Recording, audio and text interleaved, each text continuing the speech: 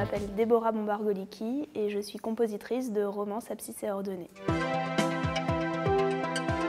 J'avais une amie qui m'a fait rencontrer un réalisateur qui s'appelle Shao Wang, qui avait besoin d'un compositeur ou d'une compositrice pour un court-métrage qu'il faisait. Et comme j'étais en musicologie, elle m'a demandé si c'était dans mes cordes. Et en fait, j'avais pas du tout envisagé ça. J'étais déjà très cinéphile depuis très longtemps, hein, depuis toute petite, mais ça ne m'avait jamais traversé l'esprit d'être compositrice, quoi. Et alors après, je pourrais faire tout un truc sur le féminisme et sur le fait que quand on est au conservatoire, il n'y a aucune salle qui porte un nom de femme, il n'y a aucune compositrice de musique de film auquel je pouvais prendre comme modèle, que je pouvais prendre comme modèle. Donc forcément, je pense que ça fait partie aussi des choses que ça m'a pas, enfin, pour lesquelles ça m'a pas, la raison pour laquelle ça ne m'a pas traversé l'esprit. Et du coup, j'ai accepté et ça m'a plu énormément. Et après, on a continué de collaborer et puis il a parlé de moi et de bouche à oreille, comme on dit. Du coup, je me suis mise à faire d'autres musiques de films et ça m'a vachement plu et voilà. Alors Louise, on s'est rencontrés, elle était à la fac. Moi, je faisais déjà de la musique de film depuis quelques années. Et j'ai été invitée par Benoît Basirico, qui est journaliste de musique de film, qui a un site assez connu qui s'appelle Cinésique et qui est devenu prof à la fac. Et avec Benoît, on est amis. Et il m'a demandé si j'étais OK pour intervenir dans un de ses cours pour parler de musique de film à ses élèves de ma carrière, en tout cas, voilà.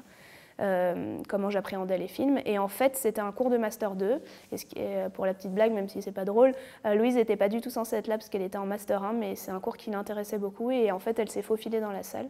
Et elle m'a vu parler. Alors, on était plusieurs, hein, j'étais pas seule, et on était plusieurs compositeurs à exposer notre travail. Et en fait, j'ai eu un petit message sur Facebook en disant est-ce qu'on peut se rencontrer? J'ai un film, est-ce que j'ai beaucoup aimé ce que tu as fait? Et surtout, elle a beaucoup aimé ma personnalité. Donc voilà. Et en fait, ça a matché. Et donc là, le Romance, c'est notre troisième film ensemble. Oui, on a travaillé sur le scénario, mais comme souvent, c'est pas la musique qu'on a faite pour le scénario qui finalement est dans le film. Parce que quand on voit en tout cas quand j'ai vu les images de Romance, le caractère du personnage et tout, moi, j'ai eu envie de mettre de la harpe. C'était un instrument à la fois classique et romantique, donc le sujet un peu du film, et en même temps moderne, parce que c'est un film très moderne, Romance abscisse et ordonnée. Et même si ça parle d'un truc vieux comme le monde, l'amour et tout. Et du coup, en fait, à la vision de ces images, tout a complètement changé. Et puis bon, après, la harpe, on l'a mêlée à des petits sons électroniques, des synthés.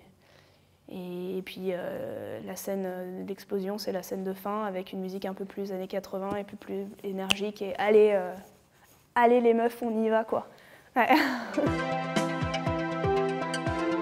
Actuellement, je suis sur une série Arte, une série documentaire, de 6 épisodes de 52 minutes. Et je travaille aussi en ce moment sur une pièce de théâtre de Magie Nouvelle. Alors avec le Covid, les résidences ont été repoussées et tout, mais là c'est bon, on sait qu'en fin 2022, on joue à l'Opéra de Metz.